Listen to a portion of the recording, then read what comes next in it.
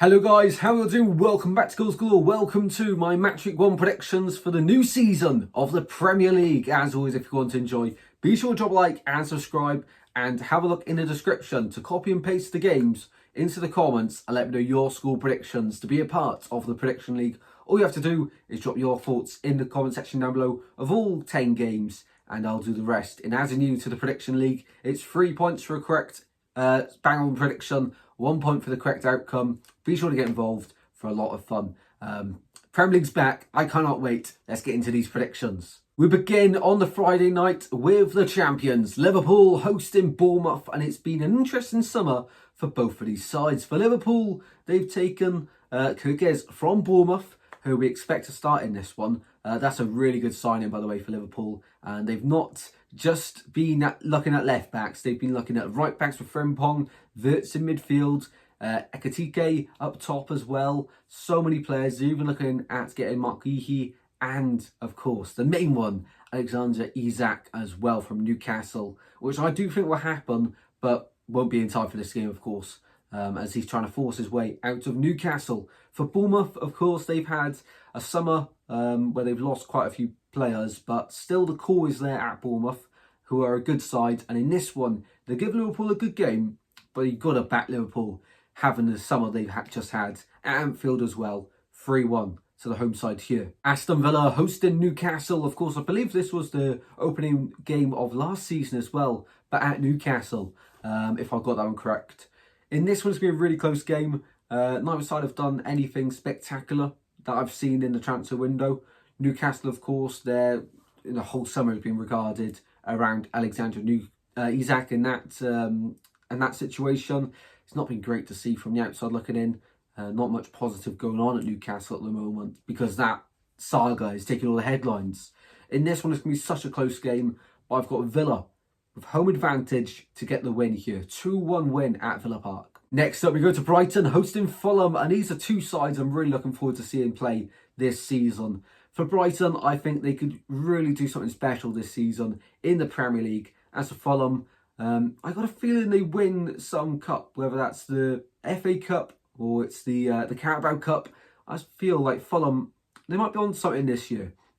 Close game this one, but I have got the Seagulls running out victorious in a 2-1 victory at the Amex. Sunderland are back in the Premier League and they're at home on the opening day, hosting West Ham, who had a very mixed end to last season. Bowen very much the standout there, but this year under Potter, he's got to deliver a little bit better than what he did at the end of last season. As for Sunderland, of course, what a year it was last year in the Championship, and in playoff games were very dramatic. Last minute winners in both the semi-final and in the final. Let's see if they can do the same in the Premier League this year.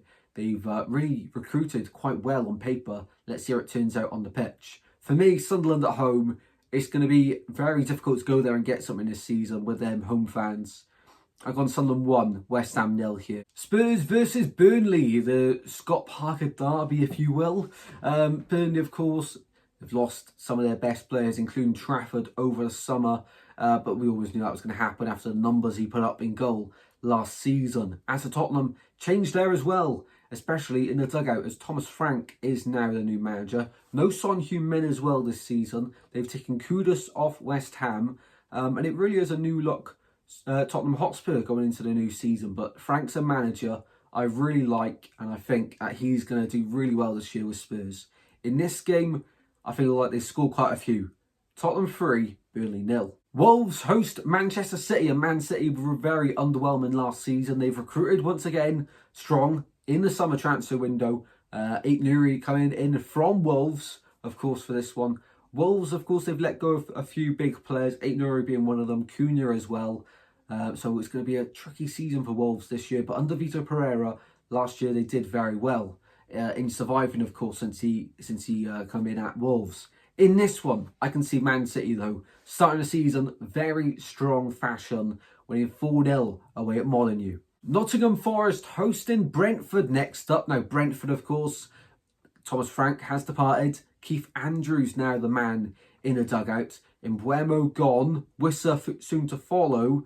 They have brought in the likes of Kelleher, though, and Jordan Henderson, who are two standout incomings at Brentford. But A lot of people think that if someone's going to go down this season, instead of the 3 that got promoted last year, Brentford are most people's pick to go down and face a drop this season. It's going to be close. I do feel like they'll be down this season, Brentford. If you haven't already, check out my Premier League table predictions as well.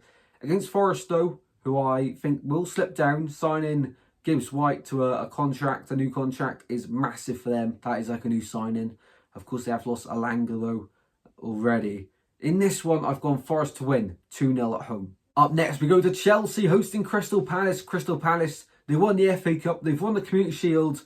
What's next? For Chelsea, of course, really good end to last season under Enzo Maresca, and I think they're going to have a really good year this year. On the opening day, though, it's such a tricky test against Crystal Palace. I don't feel like they're going to win this one. I think there's goals galore at Stamford Bridge on the opening weekend of the Premier League. 2-2. Man United versus Arsenal is one of the biggest games on the opening weekend. Cannot wait for this game to see how it unfolds, because Man United in pre-season have been doing really well, actually. Surprise, surprise. They've, of course, brought in a few new players, including Bryan Mbeumo and Benjamin Sesko, the 2 big headline names being brought in at Man United over the summer. They needed attacking quality, and they needed someone that can put the ball in the back of the net. And Mbeumo's a really, really smart signing. It took ages for that one to get over the line. But with him, with Bruno Fernandes staying as well, it's looking very strong, the attacking third now for Man United.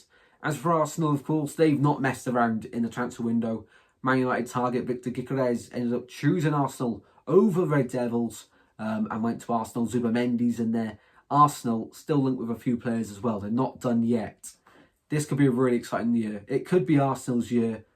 I think Arsenal start on the opening day 2-1 away at Old Trafford. And the final game of the opening weekend of the Premier League. It's Leeds, who just won the Championship, hosting Everton. It's looking exciting for both of these sides this season, of course. Leeds were phenomenal under Daniel Farke last season in the Championship, but when it comes to the Premier League and Daniel Farke, it hasn't gone great in previous years when he's been at Norwich. In this one against Everton, though, it's going to be a really, really tough test.